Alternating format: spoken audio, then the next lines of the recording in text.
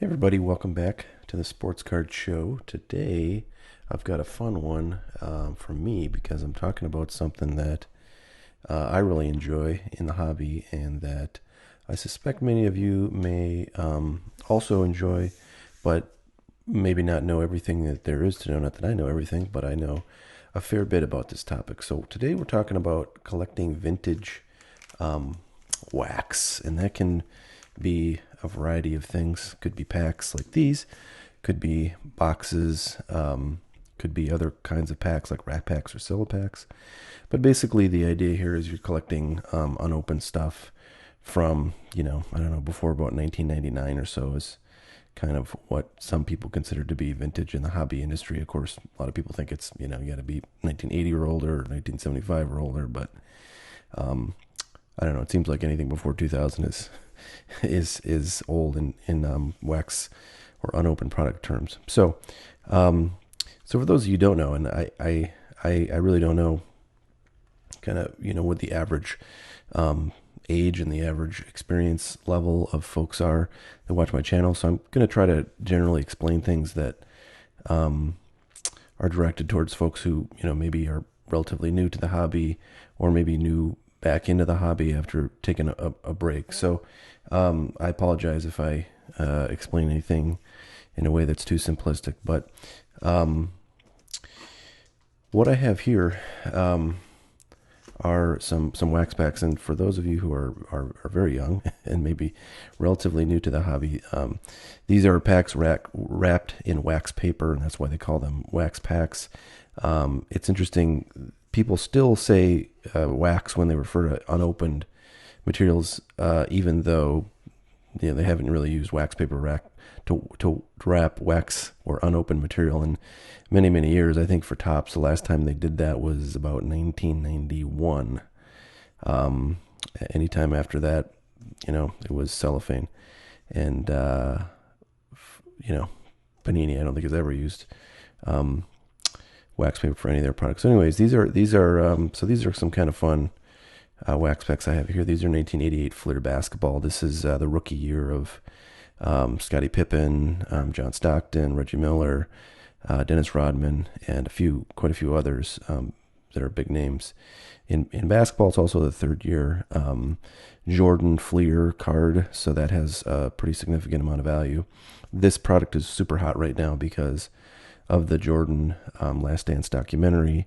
A lot of cards in it are going up in value. All the unopened stuff is going up in value, and kind of makes me wish I would have grabbed up a lot more. But these packs I actually got in a complete box, which I bought many years ago, and I'll talk about a fair bit during this video because that was one of the earliest boxes I bought that was relatively high end. Worth about $1,000 or more, going back quite a ways. But when I got it, it was about like 15, 20 years ago, and I paid like just a few $100s for it. And I really had no idea if it was, searched or unopened or whatever. I didn't know anything about that stuff when I opened it, or when I bought this. I knew it was a cool product, and kind of decided to take my luck. And bought something off of eBay. So I had it for several years, and I did want to try to figure out if it was legit. And so what I did is sent a single pack of cards. I just took one of the packs from the box, and there's 36 packs in a box, and I sent that in to be authenticated. And so that's one of the things I want to talk about today, is how to authenticate this stuff. Whether it be packs, rack packs or wax packs, or whether it be boxes, or even cases. I want to talk a little bit about how you do that. So if I can kind of show you what I did when I had that one pack, great is I sent it into PSA, and PSA is pretty much the only legitimate grader of wax packs right now. So I sent that one in. It was in very, very good shape. All these packs in this box are in pretty good shape. This one happened to get a PSA 9, which is a really good grade, and commands a significant premium over like PSA 8 or PSA 7, and probably an 8 is about the average wax pack that, hasn't been abused all that much and has been sitting in good storage. So that was good to get back, and that told me that it was likely that all the rest of the packs in the box were fine too. But another thing you can do is get an entire box looked at for authentication, and I got some examples here. So you can send an entire box in. Now this goes to a different place. PSA does not do authentication of boxes. They do authentication of packs only. This box is authenticated by Baseball Card Exchange. Now there are a couple of other options for authenticating boxes, but they're very kind of fringe right now.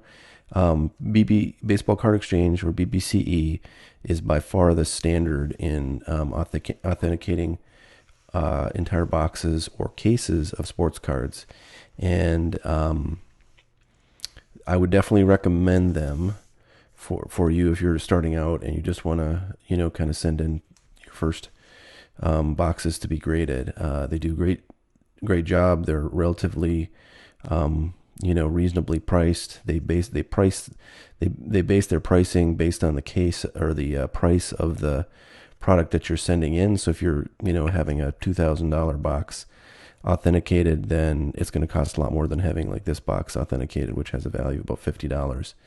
And I believe it's 8% of the wholesale price. They say retail price, but in practice, I think they actually use their sort of wholesale buying price. The Baseball Card Exchange buys and sells boxes. They have a list of products that they buy and the prices that they buy them for. And I think that the 8% charge for grading is based on that price they buy at, which is a much lower price than the retail value, and it's probably a fair bit behind current market trends. So my experience has been that the price has been very reasonable. If you had to pay 8% of a box based on what it was going for on eBay that day, it would be significantly higher than what they ultimately charge you.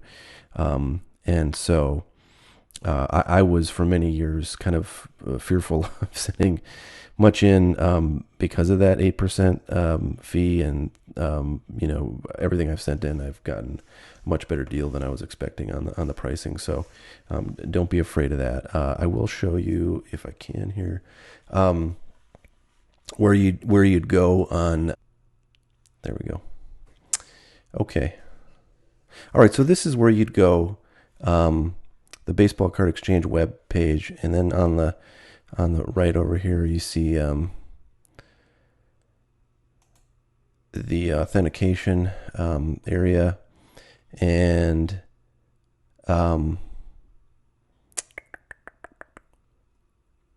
there's a link here that says click here to authenticate, and then you can see there's a form to fill in, and you just kind of put in the information on the things you're submitting and your various contact information, and then you hit submit. You put a little signature here too, and then off it goes. So then you'll get a thing that you can print out and stick in with your package of boxes that you send in, and off it goes to the races. And they're very quick at Baseball Card Exchange, in my experience, at getting things back. They've been a little bit behind with the COVID-19 situation, and with actually recent events in their area, they've also had some additional delays. So when I've sent stuff in the past, I send it in. They have it about a week later, or maybe 2 weeks later. They've graded it or authenticated it and shipped it out. So that's very quick, especially when you compare to something like PSA or any of the grading companies like BGS. Baseball Card Exchange is much quicker. So that is good news. I will say though, when you're doing packs, PSA is like everything else, just crazy slow. So I've been told that the current wait time actually before COVID hit was around 7 months from when they get it to when you're going to get it back. So it's a it's a good service to have, but the wait times are just crazy, and it's really um, it impacts how you use their service. I think if you're really doing it to turn things around and get them sold, it's not going to be very useful. If you're sending in packs that you're going to keep for your personal collection and you'd have ungraded in your collection anyways, then maybe that 7 months isn't that big of a deal. What's a little bit wacky is that what you're doing when you send in a pack to PSA is actually sending it to PSA, and then they send it to Baseball Card Exchange, and then Baseball Card Exchange looks at it, grades it. I don't know if they encapsulate them at the Baseball Card Exchange or if they send them back to PSA with sort of a note on what the grade is, and they do it there. But basically, the Baseball Card Exchange people are doing all of the authentication and the grading of packs that go to PSA, as well as doing the box authentication on their own. So just a piece of trivia there. So, in terms of what to collect, you know, I think that the stuff that is most meaningful to me and to anybody is stuff that, maybe you grew up with. 86 Tops are cards that were the first cards I ever bought as a kid, and I was pretty young. I didn't really even follow baseball. I just thought they looked cool. I decided to buy them. And then I, got more into card collecting and bought lots of these. And, these cards were super hot back then. If you got a Pete Rose, you were in business. If you got Doy Gooden, you were super in business. And then there's a ton of great Hall of Famers in this set. So I really love this stuff. I've bought a fair bit of it. Another one that's, this is an ungraded box, is 87 Tops. A lot of people have a fondness for 87 Tops because it was really the sort of the peak of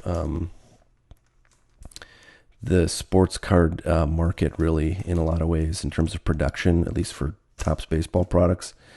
Maybe they produce more in 88 and 89, I don't know, but 87 is just so ubiquitous. Everybody, it seems, had some 87 Tops, and who could forget those wood grain borders. And this stuff has actually started to go up in value as most every vintage wax product has gone up in the past several months. Basically, since the COVID-19 thing, everyone's been buying up everything they can think of in the sports card world, and vintage wax has been no exception. So this is getting to be somewhat valuable. And I did want to point out also this. The wrapping on here, this is not a graded box, but what I actually did this myself, and it looks pretty neat. And the plastic here, will protect this against some humidity and any water damage that may happen because of who knows what, flooding or something like that, and just keep it safe from the elements. So what this is just this is like I think it's a standard magazine size wrapper. It might be a larger magazine size wrapper. I'll have to look it up, and I'll put it in the description if I can. I ordered 100 of them off eBay, and I tried a bunch of different sizes of these things. Like there's different comic book sizes, there's different magazine sizes, and it took me a while before I figured out the right one. And this size I've got here, was the best fit. Slide it over, it has a self-sealing strip right there, and then you just kind of tuck the flaps and tape them, and you've got a really nicely wrapped box. So if you're going to be collecting stuff, I do think that it's important to try and protect it from the elements to the best extent you can, and that's a pretty cheap, good way to do that. So let's see what I want to talk about next. I do want to show you one thing here, which is how to protect, a nicer wax pack. If you've got a single wax pack that you want to make sure that doesn't get hurt. This is also how you would send in a wax pack for grading to PSA if you were going to have something graded. So what I've got here are, I'll just show you the package here. These are just team bags, team set bags, I guess is another name for them. And I've got just a standard, show you the box for that too, standard 3x4 regular top loader from Ultra Pro. And what I would do is just put this guy, right there, and put it in the team bag, and then seal that guy up like that. And that's, that's not perfect, because, the front is still exposed, and you get the gum on there, and, it can get damaged. There's a corner, corners are exposed. So it's not as though it's in a totally encased environment where it can't be damaged at all, but it's pretty good. If you put this in a box, you put them sort of, back to back, in a monster box or some other kind of storage box, you're going to have pretty good protection of these. And it's definitely good to try to do that for packs that are more valuable. So I have some older packs that I have stored that way. I have like 84 Topps football. I have some 86 Topps football, and some 81 Topps football, which is the Montana rookie year. So I have a few things that I store like that. I don't do a lot of packs that I store. I'll show you a few more graded packs, because these are about the only ones I have in my collection. But there's an 80 Topps baseball.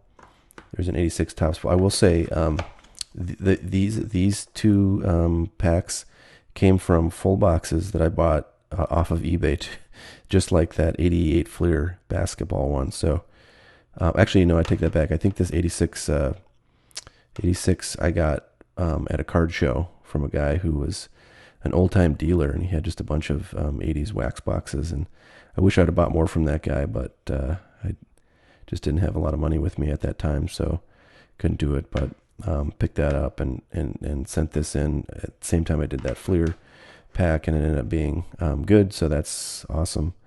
And this is an 80 Topps baseball one that I also have a complete box of, so I might send in some more of those packs at some point. And this one's in a bag. I won't take it out of the bag because it's just kind of a pain to get it in. Well, okay, maybe I will. No, it's taped. I don't want to. It's got a writing on there. It's like a stock number from the place I bought it from, which I believe was Dave and Adam's Card World. I got a little sticker with some notes on here, but actually it's just it's Dave and Adam's Card World that I bought it from, and I paid $1,169.95 for it. And this was not too long ago. This was like, I don't know, 4 months ago that I bought this, but this is already like a $1,400-$1,500 pack, I think, at least. And this is the Jordan rookie year, if you're not a basketball collector. So those packs are just crazy expensive. So that's about what I've got to tell you about grading of packs and boxes, kind of, what to collect. Here's another box that I think I got off eBay, a long time ago, and just had laying around. This 82 Topps football. Not the best set ever, but still, pretty tough to find box. Oh, one thing I also want to mention. So this is the sticker that they put on there, in addition to the the wrapping with the Baseball Card Exchange logo, and they've started doing these holograms. They did not do that originally, and actually the label has changed a bit from this more recently. But it used to be they did all these in handwriting, but now they're starting to print them. But what this says is just 82, Topps football, and then just says wax box. Now, if you were to, and I don't know if a lot of people will do this, but you might buy a box that kind of fits the description I'm about to tell you. But if you send in an entire case, and it's sealed, of baseball cards or football cards or whatever, to Baseball Card Exchange, what they will do is open that case, verify that it has never been opened before or tampered with, and then they'll take all the boxes out and they'll wrap them like this, and they'll stick this thing in their butt. They will give it a special designation called FASC, which stands for from a sealed case, and that means that box was pulled by them from a sealed case, and that nobody has ever looked at it, gone through the packs or tampered in any way with it, other than obviously the possibility that the factory did that, I guess, but that's very unlikely. So those FASC boxes are, very rare relative to non-FASC boxes. and they command a significant premium. So these boxes that are not FASC, what you're getting when you get these authenticated is simply a certification that the box contains 36 packs, and all of those packs are unopened packs. It doesn't mean that the packs that are in that box are the original packs that were in that box. So, for example, somebody could go through the packs, and back in the old days, there used to be ways to figure out, like the third pack in or the fourth pack in or something like that on the right side. Is going to contain a certain card. Sometimes you could do that for some of the tops things, and it's a bit of a dark art. This is not like common knowledge, but back in the day, people had theoretically ways to do that, and so they could have just taken out a pack that had a Joe Montana rookie in it, slipped in a different pack. This is not the Joe Montana set, but as an example, and put in a pack that didn't have that card in it. So be aware of that when you buy a BBCE box. If it's not from a sealed case, all you're being promised is that there are a complete set of packs in here, and that the packs haven't been opened, but they could have been sort of rearranged or kind of removed and replaced. And some products are more susceptible to things like sequencing and having people pull stuff out. Like 89 Upper Deck is a real tough one to find, untampered with if it's not a FAC box. So be aware of that. And there's really nothing you can do to avoid it. You just have to sort of hope that the box you get is a good one. If you order something like online and it's BBCE and it's not from a sealed case.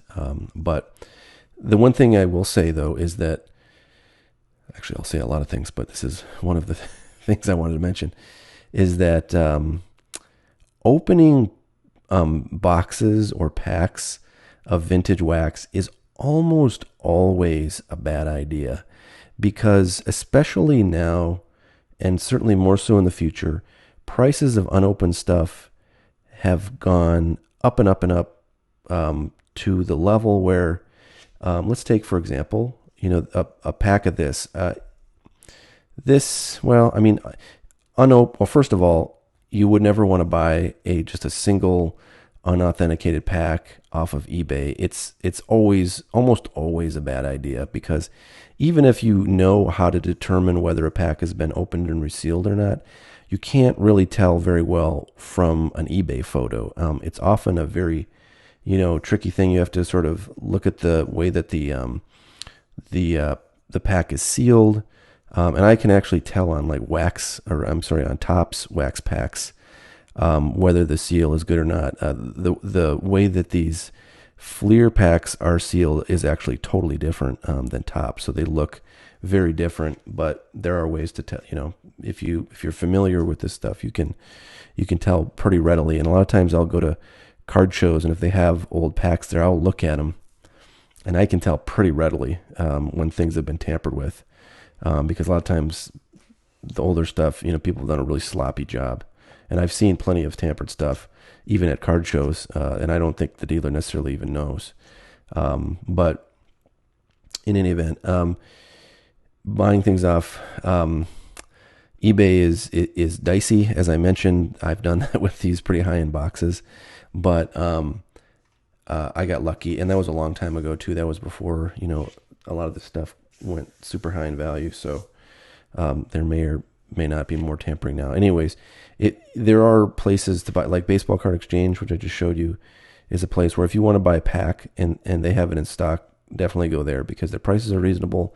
They will guarantee you that the thing has not been opened, and they're trustworthy. They've been around forever. They have a great reputation. There may be other card stores like that.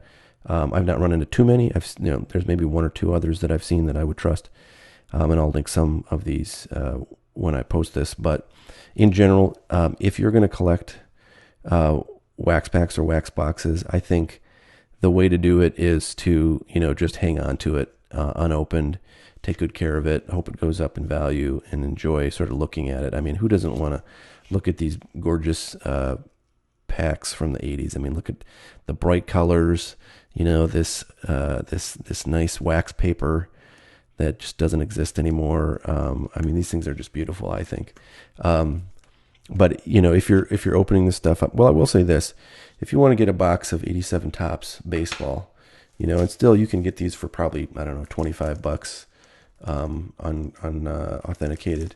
If you want to just sit down and open that and get your Jose Cansecos and your Bo Jacksons out of there and have a nice day doing that, then that's great. But the odds of you being able to get the value back of a box in the singles is extremely low. I think if you open this entire box of 88 Topps, you'd be hard pressed to get your money back on the box. These boxes go for about $3,500 now, so you'd have to get like several PSA 10s of, or at least 9s of major rookies to get close to that.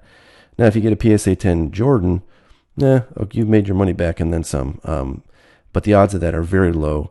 Everything in the 80s has centering challenges. A lot of it has corners and edges and print spots, so it's just really hard. I think people who buy this stuff just should not be opening it thinking they're going to get their money back. If you open it because you enjoy it, God bless, do that. But there's no investment to be made in buying the stuff to open it and then flipping the cards you get out of it. I just think that's next to impossible to do, especially with prices they are. So anyways, the last thing I want to do is ignore the advice that I've just given you, or sort of partially ignore it, because I found in the box of packs that this came from one pack that had the seal broke on it, unfortunately. Now this pack I basically guarantee is unopened because everything else in it is fine, and I sent that one pack in and it turned out good, and the seals looked great on everything else. So I think if you bought this pack from like Baseball Card Exchange, so you knew it was good, it would probably go for like $100, maybe a little bit more than that these days. But that's what you'd pay for this. I would probably never have opened any of these packs except, this is open. So like if I sent this in to get authenticated and graded, they wouldn't do it because they would see that that's been opened, and part of what they're doing is saying that it's guaranteed to not be open. So I'm going to open this pack. I think this is going to be a blast because, the last time I opened a pack of 88 Flair football or basketball was probably in 1988 or maybe 89. And I know I did open some of this because I have some of the cards in my collection from when I was a kid. And I really knew nothing. I mean, basketball, about Magic Johnson, Larry Bird, and Jordan when you're a kid. So I knew those guys, but I didn't really know a whole lot of others. So let's go ahead and open this up. And we got a real nice sticker on the back, Magic Johnson. One of the things that's great about these old 80s basketball sets is they're so small. They're only like a couple hundred cards. And, you get 12 cards in a pack. So your odds are pretty good of getting a nice star in here. And if you open a box of this stuff, your odds are, pretty good of getting multiple copies of star. But again, I don't recommend doing that. Here's another reason why. The gum on this is just magnetically or like permanently glued to the front card, and that's a Cliff Livingston. So there you go. There's one card, and you can see centering on these is not so great, and that's probably going to be, similar in the rest of the pack, unfortunately. All right, Michael Cage traded sale. So centering on this is just god awful. Unfortunately, that one's a little bit better. So there's a nice Danny Ainge, former baseball player. Danny Ainge played for the Blue Jays in the Blue Jays system. I think he actually played a little bit in the bigs too, back in like 80, 81, something like that. So we'll take him out. Byron Scott was a decent player for the 1980s Lakers. Del Curry, I believe that's a rookie card of his. So back in, 1989, 1990, that was a decent card to get. Paul Pressey. Oh, wow. Look at that, guys. Look at that. Beautiful. So again, the odds of getting a decent star, either a rookie, like one of the big rookies, like Scottie Pippen. Scottie Pippen's probably the biggest rookie in here. The odds of getting a really good rookie or a big star like Magic, Bird, Jordan, the list goes on. The odds of getting one of those two are pretty good because there's, again, only a couple hundred cards in the set and 12 cards per pack. So your odds are pretty good. And as we've shown here, it's very possible to get a really good card. So this is pretty sweet. Everything looks good on this. Corners are good. Edges are decent. No crazy print marks or anything. So that's a pretty cool card. That's probably a PSA 9 right there. And I will probably send that in. Wow, that's a beauty. That's a beauty. So, yeah, it's funny. I just gave you a lecture on how you're never going to get your money back. But on this pack, if I had paid market price, which is about $100, maybe $120 for this pack, and pulled that Pippin and I get a PSA 9, I've definitely made a profit there, at least at the, inflated prices of Scottie Pippen cards now, because his stuff has gone up along with Michael Jordan based on that documentary that came out. There's a Mark Aguirre, Mike Gaminsky, Michael Adams, last card, Kevin Duckworth. So these are your two stars here. Magic Johnson sticker and Scottie Pippen rookie card, fresh out of the pack. You don't see that every day. So that's pretty cool. I'm pretty psyched. That's probably the best card I could have gotten here other than a Jordan, I think. So I'm pretty excited. That's really neat. I'll just quickly look at the other cards in here, and centering is definitely an issue on these. So you're not going to get a 10 with centering like that. All right, well, there you have it, folks. I hope you enjoyed that. If you're one of these collectors like me that collected in the 80s or 90s and then took a break from it, and you really, have a fondness for the unopened wax from that era, I encourage you to, pick up a box or two. The thing about collecting wax is, they're never going to be making more of this stuff, and people are always opening this stuff. So in my view, it's a fairly safe, investment if you want to think of it that way. But more to the point, I think that the enjoyment that I get out of having unopened stuff from an era when I was a kid collecting, but didn't really have money as a kid to buy a whole lot of, is it's a very high value. So that's why I do it, and that's actually why I buy a lot of unopened stuff from the modern era, is because I just remember loving the possibility of opening unopened stuff when I was a kid, from the late 80s onward. So, all right, well, there you have it. I hope you guys enjoyed. Thanks so much for watching, and happy collecting. Bye now.